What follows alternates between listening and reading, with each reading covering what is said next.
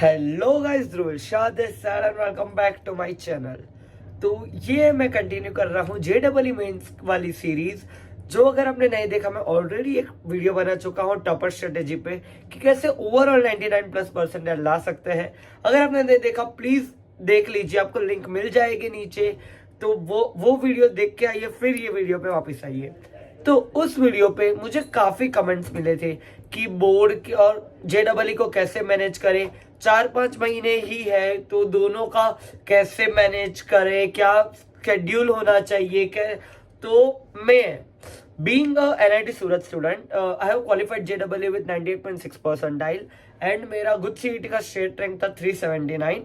और along with that board में मेरे CBSE में एग्रीगेट परसेंटेज थे 94.33 PCM। तो इसलिए मैंने सोचा कि मैं एक वीडियो बनाता हूँ इस पर कि आपको काफी मदद हो सकती है। जो चीज मैंने फॉलो की थी, अगर आपने वो एक बैठा थंबनेल भी फॉलो कर लिया, एक रोड मैप, तो भी आपको आपके लिए काफी आसानी होगी। तो चलिए, मैंने इस वीडियो को ब्रेक डाउन किया है कुछ पार्ट्स में। Let's start it. जब आप ये वीडियो देख रहे हैं तो कुछ ही टाइम बचा है अब जेईई के लिए भी। उसके बाद ही तुरंत आपको पता भी नहीं चलेगा, आपकी स्कूल वगैरह या डमी जो भी होगा, आपके प्री बोर्ड्स आ जाएंगे, फिर आपके बोर्ड की एग्जाम आ जाएगी।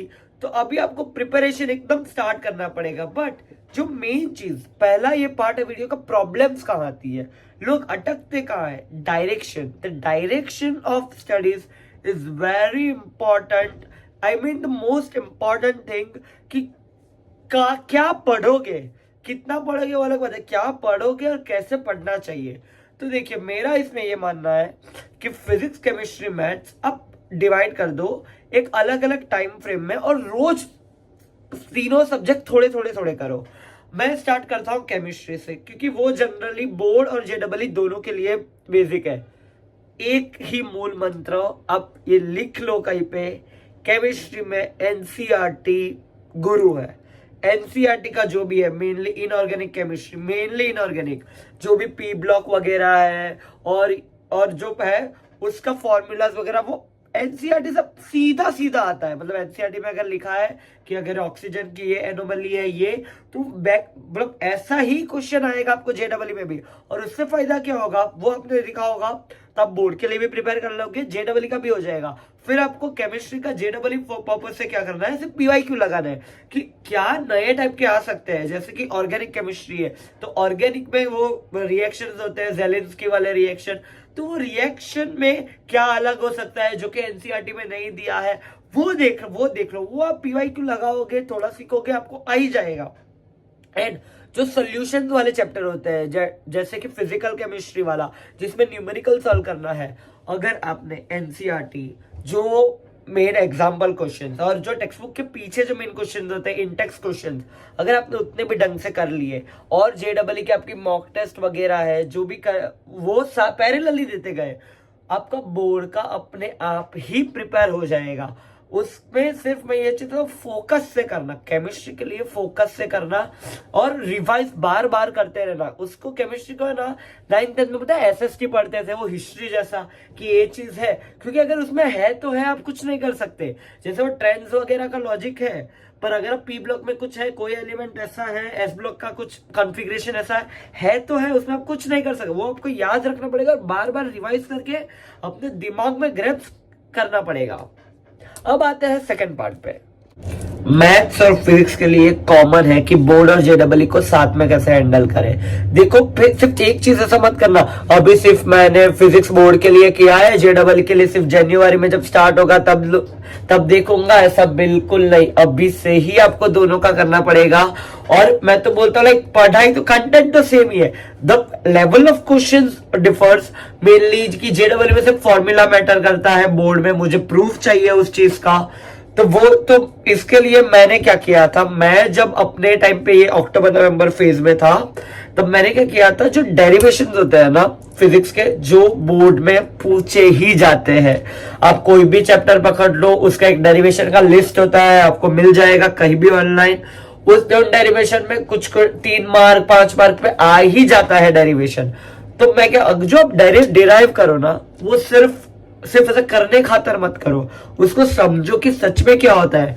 JEE में मेजर फिजिक्स के क्वेश्चन अगर आपने डेरिवेशन ढंग का किया है ना बोर्ड वाला, तो उसमें आपको समझ आ ही जाएगा, एक ट्रिक वो आएगा, अच्छा इसमें ये पूछा है, क्योंकि वो ट्विस्ट कैसे करते हैं, वो लोग हार्डेस्ट पॉसिबल क्वेश्चन क्या ही बना लेंगे। वो क्या करते हैं कि जो डेरिवेशन में कुछ भी बीच का एक अपन अज्यूम करते हैं कि वो डिस्टेंस होता है r² r³, उसमें कंडीशन चेंज कर देंगे क्वेश्चन में। तो अगर आपको सिर्फ फाइनल फॉर्मूला पता है और अगर कंडीशन चेंज हो गई उसके डेरिवेशन में, तो आप फिर वहां पे कंफ्यूज हो जाओगे, या तो आपका गलत आंसर आएगा उससे, जो कि ऑप्शन में होगा ही।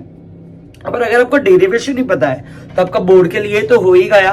और डेरिवेशन से क्या होगा, आपको अगर कोई फॉर्मूला में चेंज आया, कोई डिस्टेंस चेंज कर दिया, तो आपको पता चलेगा अच्छा इससे ये चेंज होगा तो इनवर्सली प्रोपोर्शनल है, डायरेक्टली प्रोपोर्शनल, वो जो भी होगा आप देख सकते हो। तो पहला फिजिक्स और मैथ्स के लिए, मेनली फिजिक्स के लिए डेरिवेशंस एक के लिए एक नई नोटबुक बनाओ, जो कि मैंने किया था। मैंने एक पूरी नई बड़ी बुक बनाई थी डेरिवेशंस के लिए, एक नई नोटबुक बनाओ और उसके लिए पूरा स्टार्टिंग से लेकर फर्स्ट चैप्टर से लेकर लास्ट चैप्टर तक जो भी आ रहा है सारी डेरिवेशंस लिख लो उसमें। अब आते हैं मैथ्स के लिए। मैथ्स के लिए एक ही चीज है, प्रैक्टिस। JEE बोर्ड कुछ भी, और इनफैक्ट बोर्ड के लिए तो मैं ये आपको ये बोल रहा हूँ, प्रोबेबिलिटी को भी हल्का मत लो, क्योंकि सब क्या करते हैं कि भाई 15 चैप्टर है, लास्ट चैप्टर है, प्रोबेबिलिटी को मत। हमारे टाइम पे बेस थियरम पे प्रोबेबिलिटी पे 6 मार्क का क्वेश्चन आया था और उसको पूरा थियोरेटिकली सॉल्व करना था। JEE में क्या होता है, थोड़े ट्रिक्स होते हैं, थोड़े टिप्स होते हैं कि आप शायद ऐसे एलिमिनेशन से भी कर सकते हैं ऑप्शन। बोर्ड में नहीं होगा ऐसा। बोर्ड में अगर आएगा तो आपको 6 पूरे आएंगे तो 0 आएगा उस क्वेश्चन में, तो वो पूरा करो। और जो भी हार्ड टॉपिक्स है, डिफरेंशिएशन, इंटीग्रेशन, उसका तो मैं आपको बोलूं, अगर उसके लिए आप JEE के क्वेश्चन प्रैक्टिस कर रहे हो तो बोर्ड तो आ ही गया उसमें। जैसे कि मैं आपको एक बहुत फेमस क्वेश्चन आता है, tan इनवर्स समथिंग का इंटीग्रेशन। ये 2 पेज का पूरा सोल्यूशन है, ठीक है। NCERT में आपको एक्सरसाइज में मिल जाएगा लास्ट में, ये भी आप देख सकते हो।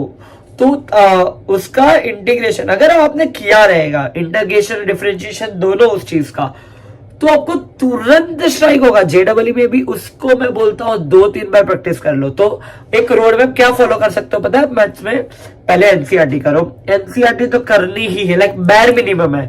NCERT तो बोर्ड के लिए भी करनी ही है, JEE के लिए आपको बेसिक्स ही नहीं आएंगे तो अब फिर वो बड़े लेवल के क्वेश्चन करने का मतलब ही नहीं है, लेवल 2 लेवल 3 मॉड्यूल सॉल्व करने का। पहले NCERT करो। NCERT से क्या होगा, और जो भी क्वेश्चन करो, जैसे कि मैथ्स में लोग क्या करते हैं, अरे 5 क्वेश्चन इस चैप्टर से, 5 क्वेश्चन इस चैप्टर के लिए, नहीं।